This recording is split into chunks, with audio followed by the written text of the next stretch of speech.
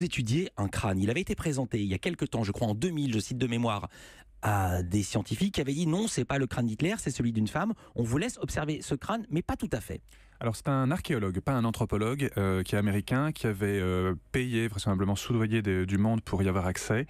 Et les circonstances sont assez obscures. Et sur la morphologie simplement d'un morceau de crâne, il a déterminé que c'était le crâne d'une femme jeune. Sur le plan anthropologique, c'est quelque chose qui ne tient absolument pas. Déjà, faire un diagnostic du sexe sur un crâne, on a 55% de chances de donner le bon sexe. Le sexe se fait principalement sur le bassin. C'est à peine mieux que le hasard, à peine mieux que jouer au dé. Donc nous, on a travaillé surtout sur les dents et sur la morphologie. Le crâne, on se prononce pas trop. Oui, il y a un orifice de sortie d'un projectile à balle d'arme à feu au niveau pariétal gauche. On n'a pas d'orifice d'entrée. Ça peut être autant un tir par le dessous de la bouche que sur la partie droite du crâne au niveau temporal. Le crâne, comme on n'y a pas eu un accès direct, vous savez, on est des scientifiques, on n'a pas pu faire d'échantillons, de prélèvements, on établit simplement une compatibilité. Alors, je vais dire ce qu'on voit dans le documentaire qui est absolument dingue, c'est que vous avez cette autorisation, vous avez mis des années pour avoir l'autorisation, et quand on vous montre le crâne, il est dans une boîte à disquettes.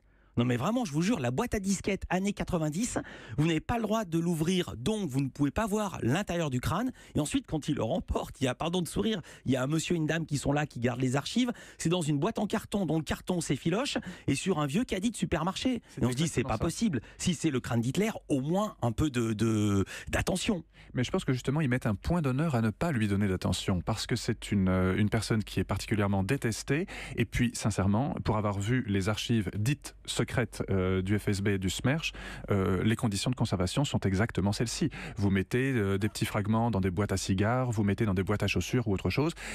Comme on n'a pas eu suffisamment d'argent pour acheter des boîtes, des contenants classiques, bon, mais ça non, n'importe quoi.